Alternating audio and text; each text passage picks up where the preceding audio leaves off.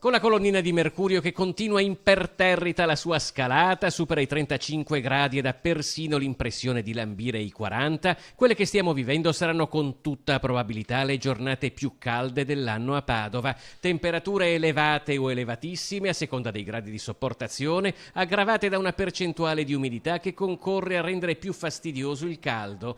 Una situazione tale da indurre la Regione Veneto a dichiarare lo stato di allarme climatico per disagio fisico fino al 2 agosto.